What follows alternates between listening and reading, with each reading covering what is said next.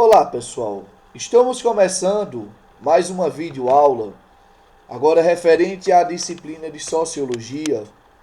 E nessa videoaula estaremos discutindo um pouco sobre como Karl Marx, sociólogo alemão, enxergava a estratificação social ou a divisão da sociedade em classes.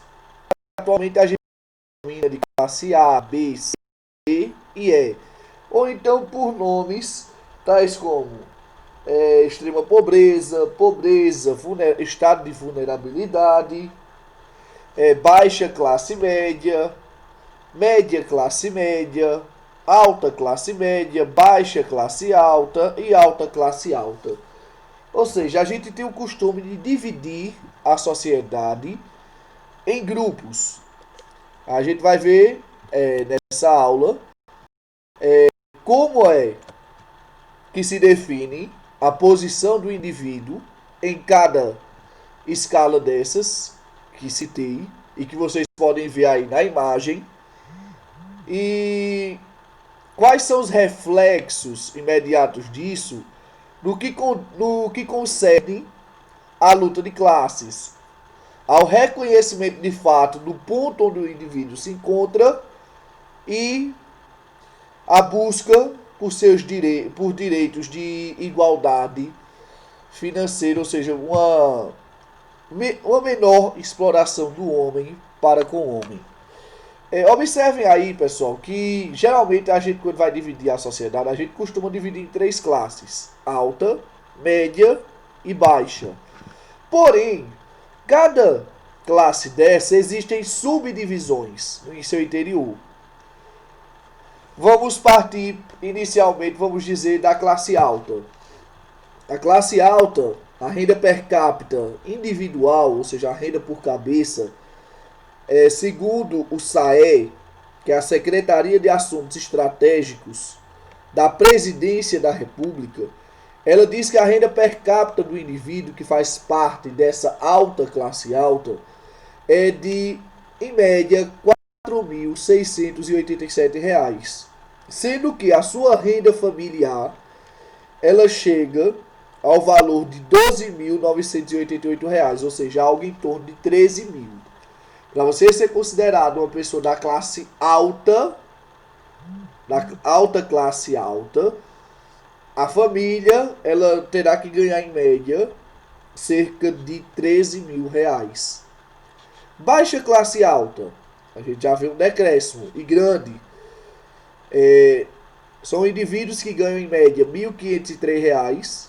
É claro que aqui ele coloca cada indivíduo, geralmente entende-se que as famílias têm em média 5 participantes, e a renda montante ela deve chegar a pelo menos R$ 4.845. É claro que a gente sabe que o buraco é um pouco mais embaixo, pessoal. A gente vai fazer algumas análises críticas a essa distribuição do governo. Depois vem a classe média, renda per capita de R$ 804, a alta classe média, sendo a renda familiar composta do valor de até R$ 2.813. Média classe média, renda per capita R$ 535, renda familiar em torno de R$ 1.925.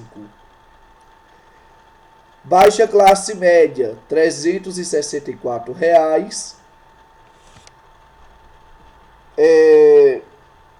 Valor familiar, ou seja, renda familiar até 1.540, em média. Eu estou colocando médias aqui, viu? E vem a classe baixa, que são aqueles que estão no estado de vulnerabilidade, de pobreza ou extrema pobreza. Vulnerabilidade, R$ 227, renda per capita, renda familiar chegando até R$ 1.030. Pobreza, R$ 124, sendo que a renda pode chegar até R$ 648. E extrema pobreza, R$ 42 o indivíduo, e a renda familiar girando em torno de R$ 230. Isso são dados do SAE, que foram divulgados no ano de 2012. Eu acredito que tenha havido reformulações, porém, basicamente a gente encontra dados parecidos. Quais são as críticas que a gente pode fazer a essa questão desses dados? Em primeiro lugar, eu vou fazer aqui uma crítica, vamos dizer, à classe alta. Ele colocou aí uma média de mais ou menos 13 mil reais. A gente sabe que aqueles que pertencem à classe alta, eles ganham muito mais do que isso. Se você for observar, existem pessoas no Brasil que chegam a pagar 6, 8 mil reais em uma garrafa de vinho, em um jantar. Uma pessoa que paga 6 a 8 mil reais em uma garrafa de vinho, ela ganha muito mais de 13 mil reais ao mês. Então a gente vê que, por exemplo, essa distribuição da classe alta, isso aí são dados genéricos. Ele estabeleceu uma média. Outra coisa, essa definição de classe baixa, a partir desses valores, também camufla uma série de coisas. Por exemplo, a gente fala aqui no Brasil sobre Bolsa Família. Eu não sou contra a política do Bolsa Família, é claro. É importante deixarmos aqui bem claro. Não sou contra a política do Bolsa Família. Porém, tenho críticas a ela. Eu acredito que ela poderia ser muito mais eficaz do que está sendo no momento. E também tenho críticas em relação a ela camuflar esse estado de renda baixa. Se a gente for observar, a renda do Bolsa Família, a Caixa, no seu site oficial, ela divulga que crianças entre 0 a 15 anos, elas recebem em média 41 reais. É o valor pago pelo Bolsa Família. Sendo que os beneficiários podem existir até 5 beneficiários numa mesma casa. Ou seja, a gente vê uma renda que pode chegar de 41 reais a 205 reais mensais. E também existem os casos de extrema pobreza, que, por exemplo, os valores variam de R$ 48 reais a 96 por indivíduo. Porém, há restrições na quantidade de beneficiários. Em vez de 5 beneficiários, reduz para 2. Então a gente vê uma faixa de valor que vai de R$ 96 reais até 192. E qual é a crítica que fazemos aqui? É que ao dar esse valor, é como se o governo eliminasse de fato aquele estado de vulnerabilidade, de pobreza, extrema pobreza, que existe no Brasil. Vejam que os valores aí do Bolsa Família, os maiores valores, que são os valores de R$ 192 reais por família e 205, eles se aproximam da questão do estado de vulnerabilidade, aí do patamar médio de vulnerabilidade. Então, ao dar o Bolsa Família, cria-se a impressão de aquelas pessoas que estavam nessa classe baixa, elas foram totalmente eliminadas, porque elas passam a ter uma renda mensal maior do que a média que define elas como classe baixa. E isso as alavanca ao estado de classe média. Ou seja, o falso pensamento de estar dentro da baixa classe média. E qual é a minha crítica a isso? É porque a gente só tem de fato uma impressão. O Bolsa Família, quando ele foi pensado para ser uma política primária. Seria concedido benefício ao indivíduo que o receberia, mas ao mesmo tempo procuraria fazer com que os líderes daquela casa, homens e mulheres, adultos, eles também se profissionalizassem.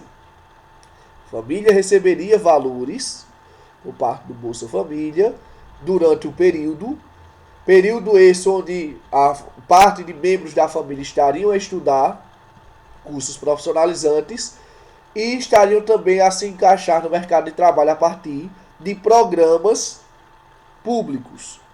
Mas o que é que acontece? O Bolsa Família ele foi modificado. aquilo que deveria ter sido uma política primária se tornou uma política definitiva. Esse segundo passo da profissionalização dos líderes da família, do inserimento no mercado de trabalho, ele nunca foi dado. Então o que é que acontece? Criou-se também aquele círculo vicioso do clientelismo.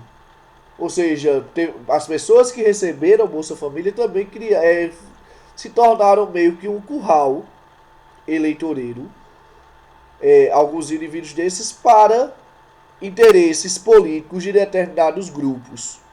E mesmo aqueles que criticaram esse modelo do chamado, que falavam que era um curral eleitoreiro também, ou seja, a oposição a determinados grupos, esses também estão se beneficiando desse mesmo modelo. Mas isso tira o indivíduo de fato do estado de renda baixa? Não. Se for retirado do Bolsa Família, ele volta praticamente para a estaca zero. Então isso é uma camuflagem, em termos gerais. Mas vamos ao pensamento de Karl Marx, que é o que nos interessa de fato nessa videoaula. Ao analisar a divisão social proposta por Karl Marx, a gente vai ver que ele reduz. Em vez de dividir a sociedade em 3 classes, que paralelamente são subdivididas e podem gerar até 8 classes de indivíduos, Karl Marx resume-se a dizer que existem apenas 2 classes. A classe dos burgueses, ou da burguesia, e a classe dos proletariados. E por que ele divide a sociedade nesses 2 eixos? Ele divide pelo seguinte: quando você alavanca o proletariado, vamos dizer, em estratificações mais altas, cria-se a impressão dele de que ele deixou de ser um trabalhador. Proletariado significa trabalhador. E ele passou a ser um empresário, microempresário, uma pessoa que de fato é importante para o grande capital. O que para Karl Marx é um grande equívoco. Na verdade, Karl Marx diz, olha, por mais que o trabalhador ganhe bem, ele não é burguesia. Por quê? Burguesia é aquele que detém o grande capital. Uma pessoa ela pode até ir visitar a Disney, com o proletariado, mas ele não passará finais de semanas durante vários períodos do ano da Disney. Ele pode visitar a Alemanha, vamos dizer, em um determinado período da sua vida, mas ele não sai com seu jatinho particular para tomar cerveja na Alemanha e volta no dia seguinte, como se fosse um passeio corriqueiro. Quando ele fala de burguesia, ele fala dos banqueiros, das pessoas que detêm o grande capital. E é interessante notarmos isso, pessoal, pelo seguinte. Eu vou citar até o exemplo aqui de um banco. Você chega dentro de uma agência bancária, vai existir lá o gerente, os ajudantes do gerente, os atendentes do caixa, seguranças, faxineiros. Vai existir uma gama de pessoas trabalhando. Porém, se você for analisar, os salários deles são diferenciados. O gerente nunca receberá o mesmo salário, por exemplo, que o faxineiro ou segurança. O gerente é trabalhador do banco, mas ele não recebe o mesmo salário, vamos dizer, dos seus ajudantes ou então dos atendentes do caixa. Ele ganha um salário a mais. E o que é que acontece? Por que ele ganha esse salário a mais? Para criar essa falsa impressão de que ele é importante. Ele pode até ter um carro bastante dinâmico, ele pode ter uma Land Rover, uma Hilux, um carro de grande porte, porém, ele não anda de Ferrari, ele não anda de uma McLaren, num carro, uma Lamborghini, ele não tem seu jato particular. Sabe por que ele não tem? Porque ele é um trabalhador do banco, ele pode até receber mais do que os outros, mas ele não é o dono do banco, aquele que detém o grande capital. E por que existe essa divisão? Justamente para evitar greves, para evitar que os proletariados criem uma consciência de classe e eles passem a se unir para lutar por uma divisão igualitária do dinheiro. Ok? Eu não vou entrar em detalhes aqui, pessoal, mas a gente poderia explorar essa temática ainda muito mais do que eu estou falando aqui. É para evitar isso. Então cria-se essa falsa impressão de que o indivíduo proletariado ele está sendo integrado, sendo que há uma grande disparidade entre essas classes. Que a gente vê aqui, por exemplo, eu vou trazer aqui alguns dados. Se uma pessoa imortal, que não é o nosso caso, poupasse 10 mil dólares por dia, desde a época da construção das pirâmides do Egito, em 2020 ela teria apenas 20% da riqueza de um dos 5 bilionários mais ricos do mundo.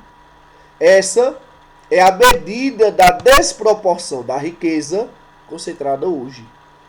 Veja só, a gente está a mais de 4.000 anos de distância da construção das pirâmides do Egito.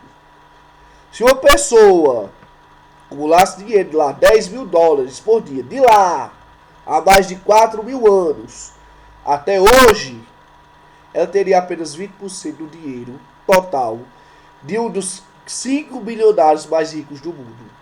Para a gente ter uma noção dessa disparidade econômica. Outra coisa, quando a gente compara os dados de fato de riqueza, a gente também vê essa falsa impressão. A classe média pensa que ela está no meio. Mas na verdade o que a gente vê é o que está aí nessa segunda imagem. Pobres, classe média, logo pareado, e um grande abismo, que a gente pode perceber aqui, um grande abismo entre essa classe média e os ricos, de fato, tanto no Brasil quanto no mundo.